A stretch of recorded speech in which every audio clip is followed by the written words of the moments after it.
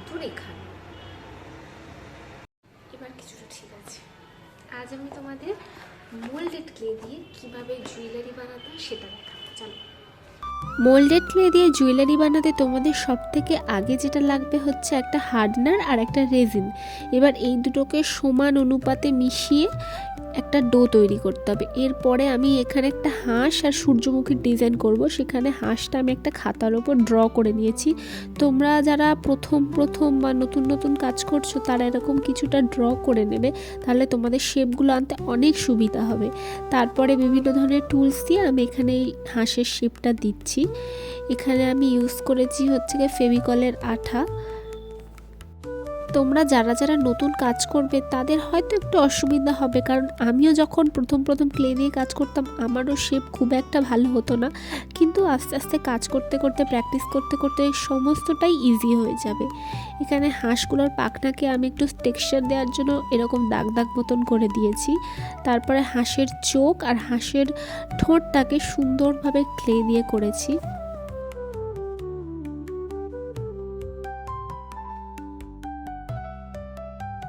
এরপর পালা সূর্যমুখী ফুলের।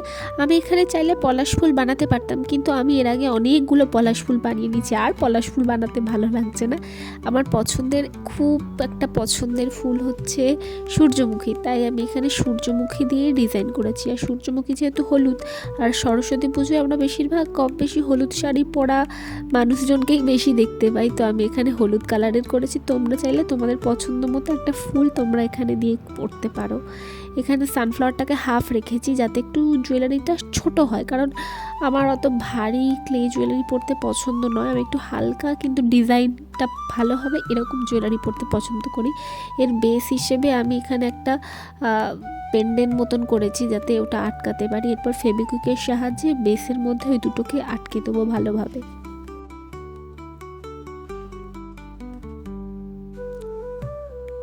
রঙের জন্য আমি এখানে অ্যাক্রিলিক ফেব্রিক কালার ব্যবহার করেছি, একটা করে রং করেছি। তোমরা রং করার টেকনিকটাকে একগাদা অনেকটা রং না নিয়ে হালকা রং নিয়ে একটু জলের সাথে মিশিয়ে পাতলা করে ড্যাব মোশন করে পুরোটাতে রং করবে।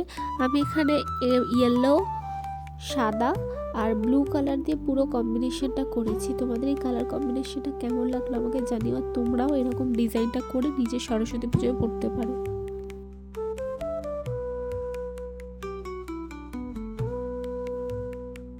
ছোটোবেলা থেকেই সরস্বতী পুজোটা আমার কাছে খুব স্পেশাল, কারণ এই একটা দিনই মায়ের শাড়ি পরতে পারতাম, আমার দিদার শাড়ি পরতে পারতাম।